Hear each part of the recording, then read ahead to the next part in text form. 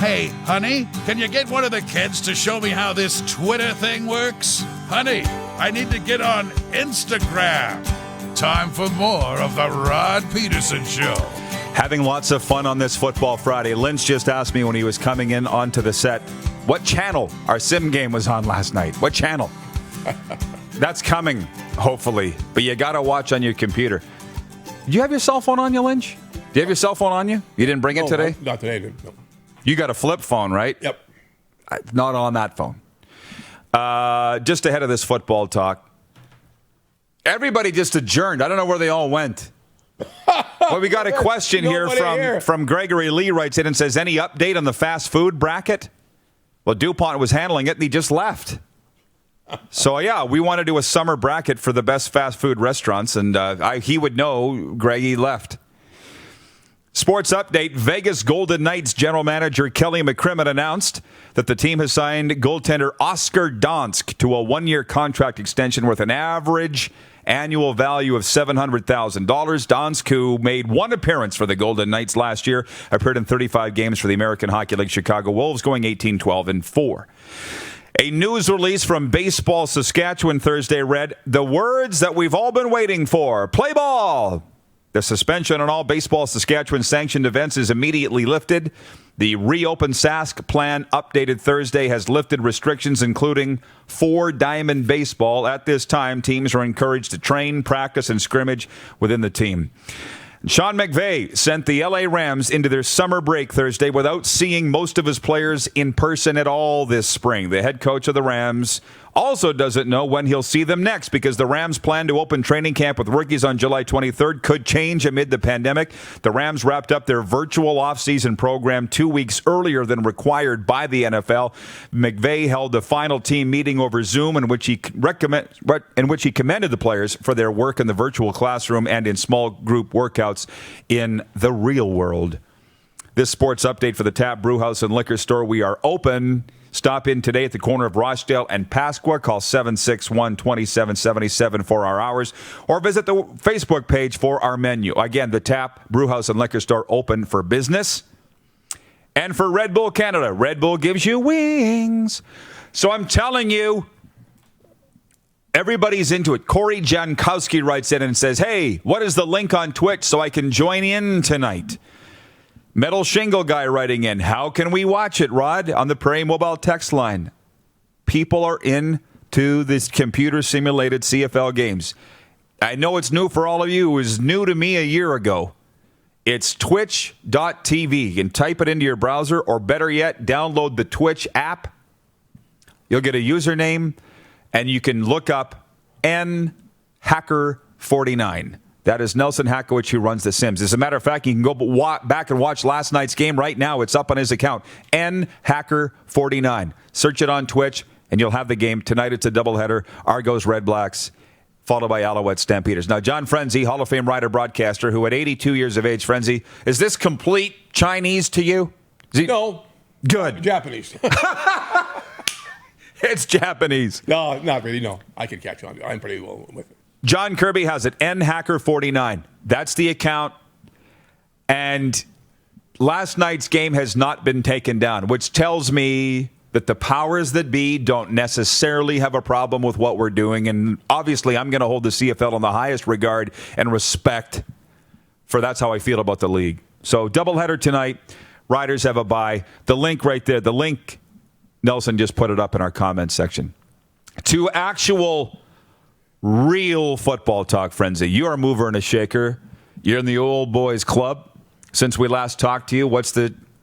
And by the way, from CFL circles, nothing's happened in the last week, right? No. Like nothing's happened. Not a thing. Just optimistic. The guys are hoping that we can get something going. They just can't believe we're not going to have CFL football this year. For most of the guys in that gang that I'm with, all their life, they've had football all their life. Fall with CFL football and Rough Riders. Big, big, big time. To not have it is inconceivable. Can't believe life and go on without it.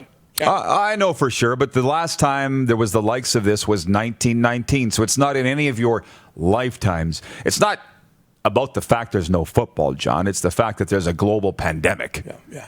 That hasn't happened either, right? Yeah. But you're talking to other teams, and you're talking to the guys like yourself with other teams. So please give me something that I don't know that you're hearing that would give us reason to believe that they're going to play this year.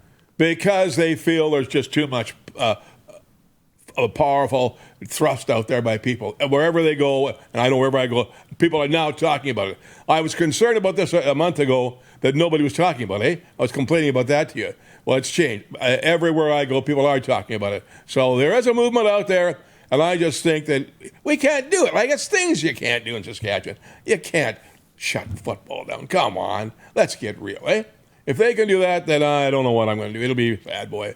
If in the first week in July there's no football, woof. We missed a game last week we should have been playing. It's hard to believe. Well, so Dave Spatafor writes that, and he says, also pandemics in 1944 and 1945. Yeah. I know, but I'm talking about the Stanley Cup being wiped out in 1919. There were World War issues in the early 1940s. Shoot, around 1917-18, same thing. But as far as a pandemic that wiped out sports, that's what we're talking about. In John's lifetime, the fact that a pandemic has wiped out a sports season, it's never happened before, Dave. That's what I'm saying. I know there's been other pandemics. They haven't affected the sports world, okay? And John in Winnipeg, John says the CFL has bigger fish to fry than worrying about the sim. I'm going to check it out now. Thank you, John. No, you got a lot of guys in that CFL head office, by the way. Cannot some of them worry about return to play and dealing with the federal government? And some worry about marketing the product right now? So at the very least, when they come back, they're still top of mind. And people, they should have done long ago before now. That's a big thing. Why hasn't it been done before? That's why they're on Ambrosi. He didn't react quick enough. And I think that's a legitimate bitch. I mean, the season started. It should have been started, Thursday night. Not good. Somebody's got to put a schedule together. Wouldn't you like to put a schedule together? Wouldn't that be fun? No, but that's not my job. No, I know. I'll be honest. The university stuff, I really am at the end of my leash on that. I'll only wander out so far because I was not a student athlete and I'm not a post-secondary expert. So I'm not going to say I don't like the way that went down, but this is what I'm telling all the people in sports that are ringing up my phone and are saying, do something, because there's a lot. And I'm like, guys, I'm not going to do anything. It's not my job. I'm going to sit back and let the people whose job it is do their job. Hopefully. Right. Now, you would hope that those leaders do the right thing and not the easy thing. Well, and I'm not entirely certain that the right thing's been done, but I do believe that Randy Ambrosie's trying to do the right thing. With Brian Ramsey, who's come on this show, John, he's the executive director of the Players Association. I have a lot of respect for Brian Ramsey. This is what I think, without having talked to Brian in a couple of months. He's telling the players, and probably Solomon Elimimian too, guys, go get jobs. My thinking is they weren't listening. And the reason I know that is people that are having mental health issues right now, I've been telling them for 3 months what to do. They're not doing it. Then all of a sudden it hits a crisis stage and it's like, where were you?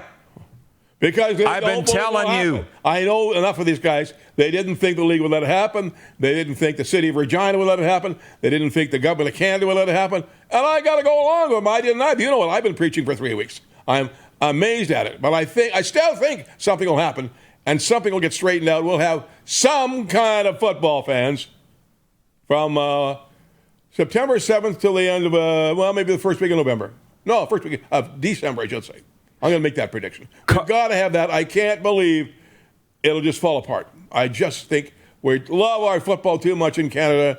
Too many sharp people here. Too many guys that are movers and shakers that have been sitting on their ass for a while. They're finally going to get off their ass because that seat they're sitting in is uncomfortable. They're getting pushed everywhere they go. And, I mean, it's not that difficult, really. Lynch's Rant for Bronco Plumbing and Heating. Your factory-authorized Bryant Furnace dealer. Can you put the comment up? Dang, it just slipped off. I can't remember what. Man, it's going crazy here this morning. It's going crazy. Wasn't about Ambrosie getting paid. I'll just read the text messages here. Hey, Rod, it's Brady. Vernon Adams Jr. was calling for the CFL to give us news on whether we are returning, as he has a family and a livelihood. I love that he is speaking out on the CFL's inability to come up with a way to return. If almost every sport can figure it out, why can't the CFL?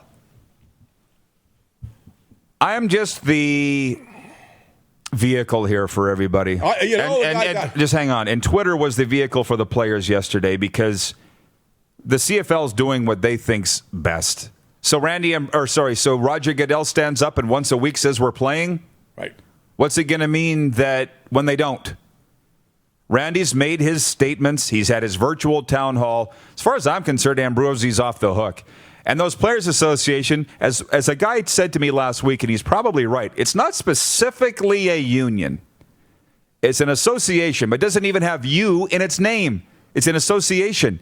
They should be telling their players what to do, not the commissioner. Do you think there's a chance, John, that Ambrosie's pants are on fire trying to get this? I mean, back to my commentary. They're going to come up with a return to play. If they do, they'll come up with it on their own. It's like, players, just leave us alone until we come up with a plan. And then they'll give that plan to the players. Right. And it's going to be a take it or leave it. Yeah. That's where it's going, don't you think? Yes. And then the ball will be at the players' court to play or not play. But I think it'll be a legitimate, sensible one. I think Ambrosie's too good a commissioner. He was a player, former player. He knows what it's all about. It's not like he's an American commissioner in Canada. He's a Canadian commissioner. He's played the game. He's been a guard. Played in the league. Edmonton and Winnipeg. He's been an all-star. So he knows what it's all about. I know he's got the beautiful cottage at Niagara Falls, and he likes to go up there and fish and watch the girls run around and everything else. But still, he knows how important this is. And this is a critical thing, and I'm sure he's meeting with certain key people today. If he's not, I'm flabbergasted. Would most of the commissioners have done it? The guy said to me, Lynch, most of our previous commissioners would have made it happen. Well, that's some good points there. Mark Cohen would have made it happen, right? He probably. Can you guys put that comment up from Glenn Erickson? The comments are going off like a slot machine. Damn, they love you, Frenzy. They really are. From Rick Erickson. He just wrote in from Alberta. I believe he's in a Red Deer or Medicine Hat. Love watching Frenzy and reflecting on the lives my grandparents' generation lived. Tough customers who put one foot in front of the other and made things happen. I think the modern-day bubble wrappers are a sorry lot. Sure hope we have some CFL football soon. I think Randy is of that ilk, that determined thing, but I don't think a lot of the snowflakes out there that Randy may or may not listen to do have that put one foot in another and get it done attitude. I don't. I couldn't agree with you more. That's exactly where we're at. So he's got to get them. Well, he's got to make them do it. He's got to trample them to get it done. We have a guy in town who could do it, and you know who it is. Hoppy? No. Wall? Bill. I can't get his name. Tom Shepard? You know, Shepard makes things happen. Yes, he does. He just gets out and makes them happen. Walks into your office, wants tickets sold, comes to your home when you're in the toilet. And what's he doing now? Not much of anything. Sitting in my backyard a lot, I know that, or my front yard a lot. This is the guy that raised $8 million for the Rough Riders. Or no, I think it's like $28 million. $23 million, yeah, for the Rough Riders. Can he make it happen? And what did he get for that? Of course, you got to take it away from him.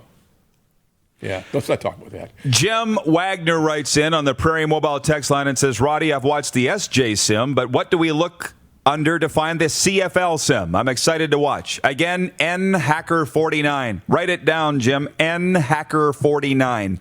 I could text it back to you, but I got so many comments coming in here, it's crazy. From Metal Shingle Guy, NHacker49. Thanks, Rod. Bring him out. Doubleheader and a couple wobbly pops. Yay, buddy. I'm telling you, last night, we're doing the sim, and while I'm not doing the commentary of it, I'm writing into the chat room. We got Eskimo fans. We got Lions fans. Guys went to the fridge and grabbed a beer because they felt like they were watching Thursday Night Football. We're going back and forth here between the sim and the current struggles the actual CFL is facing. But I had a ton of fun commenting with the fans from other teams during the game. I've been saying many times on this show, the future of broadcasting is interacting broadcasts where the personalities interact with the viewers and the fans. Can you think of anything better? Oh, wait a minute. We do it here every day. One thing we must realize, and I'm sure you realize, I said it before, We have the best fans in Saskatchewan, the most intense. The other provinces have that second, in most cases, have a second pro team to support. So that sort of takes the charge of losing your hockey team or your football team out of, I guess, away from your mind. But a lot of people are very diehard football fans still. I know lots of them in Edmonton and Calgary. You do too. Of course. And Winnipeg, I got a couple of guys there going crazy. They don't know what's going to happen. The Bombers are practicing, by the way, every day, they say. Did you know that? What's the point? The Bombers are out practicing. And why don't they tell us that they are? That sounds very Winnipegish to me, John. Well, they are. Well, what, they're throwing the ball to each other, guys catching it. Why would you do that? I guess they're not scrimmaging, but they're doing everything else. But we're going to take a break, and when we come back, Mr. Furious will join us from the left coast. Lions, Bombers, Riders, great. Los Angeles product. He's got a lot to say, and he's going to say it next. It's the Rod Pedersen Show's Football Friday. Facebook Live, Game Plus TV Network, and listen live at rodpedersen.com. You're watching Rod Pedersen On Demand. For more of the Rod Pedersen Show, visit rodpedersen.com or follow Rod Pedersen on social media.